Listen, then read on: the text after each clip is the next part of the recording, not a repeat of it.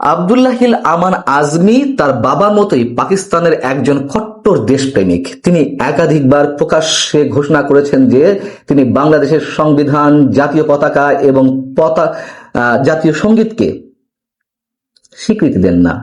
যুদ্ধাপরাধী প্রয়াত গোলাম আজমের পুত্র সাবেক সেনা কর্মকর্তা আব্দুল্লাহিল আমান আজমি প্রকাশ্যে থ্রেট দিয়েছেন আমাকে। তিনি তার ফেসবুকে স্ট্যাটাস দিয়ে রীতিমতো আমাকে জানান দেওয়ার চেষ্টা করেছেন আমি যেন তার দাঁত ভাঙা জবাবের জন্য প্রস্তুত থাকি। এই দাঁত ভাঙা জবাবটা আসলে কি আমি ঠিক জানি না। হতে পারে আমাকে হত্যা করবে, হতে পারে মব ভায়োলেন্সের মধ্যে ফেলবে, অথবা অন্য যে কোনো প্রকারের বিপদে ফেলতে পারেন। এবং এখন এই সময়টি তাদের জন্য খুবই উর্বর। এবং প্রথমেই বললাম যে ক্রমাগতভাবে নানান ধরনের হুমকি পাচ্ছি, তার কিছুটা আপনাদেরকে জানিয়েছি এর আগে, সবটা নিশ্চয়ই জানানো সম্ভব হয়নি। এই আব্দুল্লাহিল আমান আজমি যে এখনো বাংলাদেশকে স্বীকার করেন না, এখনো তিনি পাকিস্তানের হয়ে ষড়যন্ত্র করছেন, তা তিনি নিজেই প্রমাণ করেছেন আমার বিরুদ্ধে যে ফেসবুক স্ট্যাটাসটি দিয়েছেন তার মাধ্যমে। সেটি কিভাবে আসছি, আমি সেটি যুক্তি দিয়েই খুব সহজভাবে বুঝিয়ে দেব। এবার একটু বিষয়টা খুলে বলি আসলে কি, কেন তিনি এতটা প্রতিশোধ পরায়ণ হলেন, কেন প্রকাশ্যে থ্রেট দিচ্ছেন তিনি।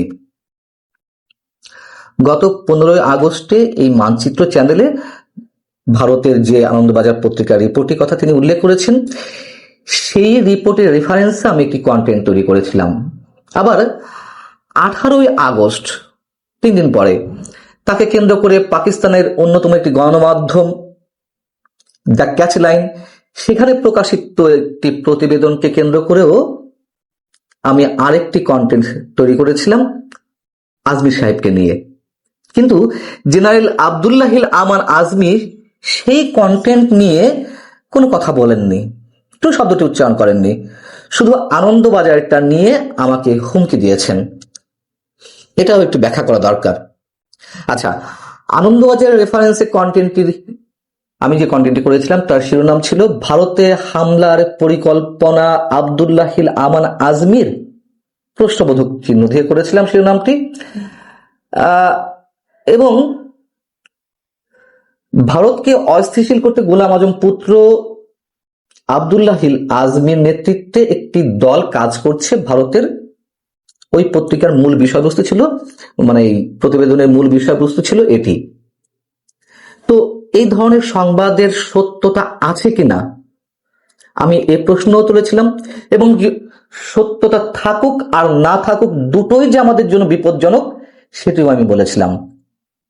অর্থাৎ সত্য যদি হয় ভারত বাংলাদেশের বিরুদ্ধে এই অজুহাতে কিছু করতে পারে, আবার না হলেও এই রিপোর্টকে কেন্দ্র করে, মানে এই রিপোর্টের পেছনে যে অন্য কোনো উদ্দেশ্য থাকতে পারে সে প্রশ্নটিও তুলেছিলাম। আর সত্য হলো তো নিশ্চয়ই ভারতের প্রতিক্রিয়া দেখানোর অবশ্যই সুযোগ থেকে যায়। তো আনন্দবাজারের সেই রিপোর্টে কি বলা হয়েছিল সেটাও একটু আপনাদের সামনে বলি ছোট করে। সেখানে বলা হচ্ছে ভারতে হামলার তৎপরতা চলছে অবসরপ্রাপ্ত ব্রিগেডিয়ার জেনারেল আব্দুল্লাহিল আমান আজমির নেতৃত্বে।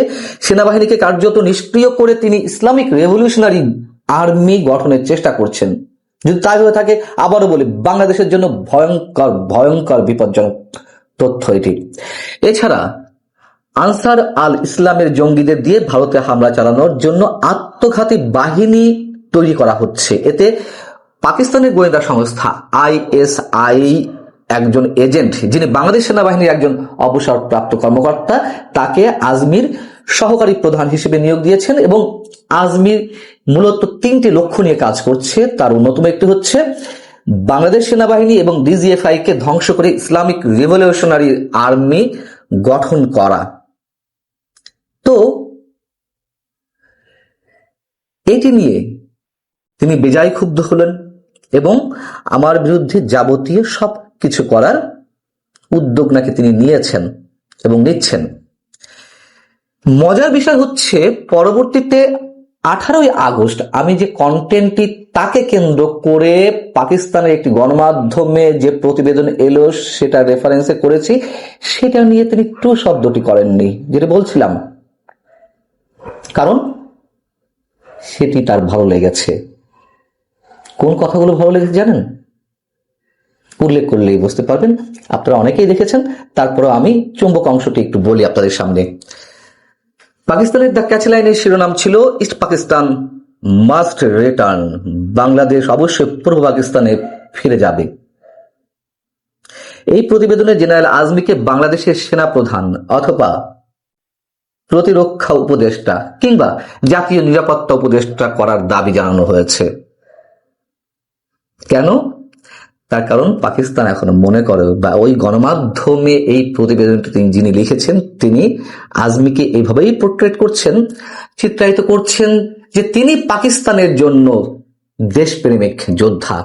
এখানে স্পষ্ট এখানে লেখা রয়েছে জেনারেল আজমিকে উদ্দেশ্য করে, son of Pakistan's hero and Jamaat Islami leader professor Golam Azam. পাকিস্তানের হিরো গোলাম আজমের সন্তান তিনি। আর কি লেখা হয়েছিল? এতটাই দেশপ্রেমিক যে গোলাম আজম সৌদি আরবে থাকাকালীন সময় 1973 সালে পূর্ব পাকিস্তান পুনরুদ্ধার কমিটি গঠন করেছিলেন। এটি নিশ্চয়ই আপনাদের অনেকে জানা আছে।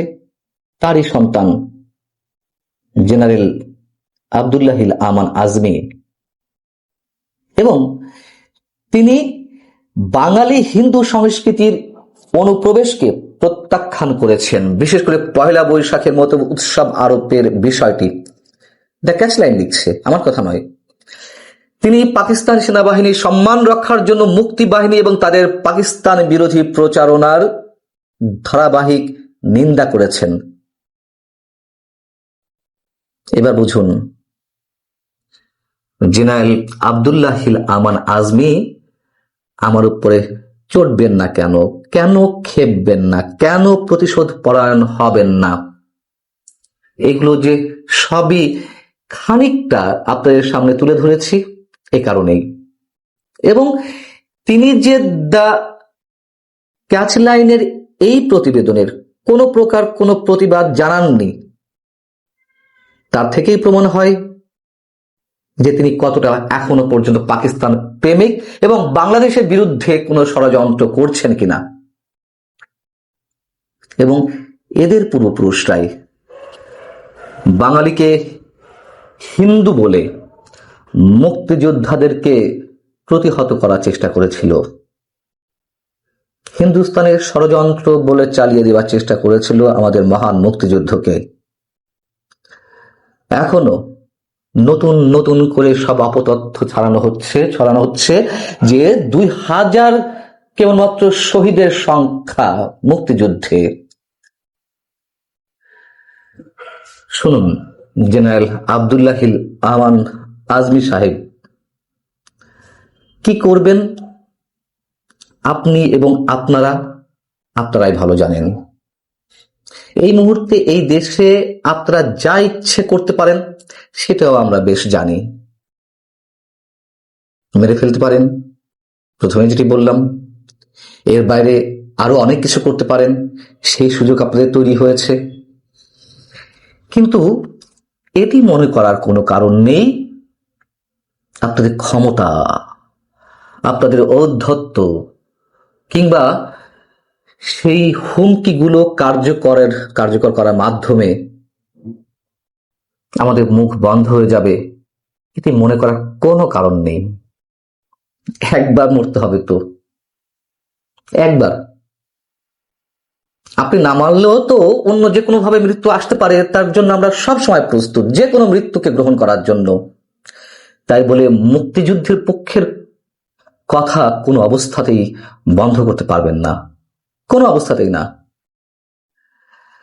তিনি আরো দুটি স্ট্যাটাস দিয়েছেন আজই। তার একটি হচ্ছে আমাকে উদ্দেশ্য করে বলছেন, এই দালালের বিরুদ্ধে আজ বিবৃতি যাচ্ছে, দেশ বিরোধী এসব জঞ্জাল দেশ থেকে দেশকে জঞ্জাল দূর করে দেশকে বাঁচাতে হবে। আহা, কি ভয়ঙ্কর দেশপ্রেমিক! এই দেশের জন্য কত চিন্তা করেন তারা।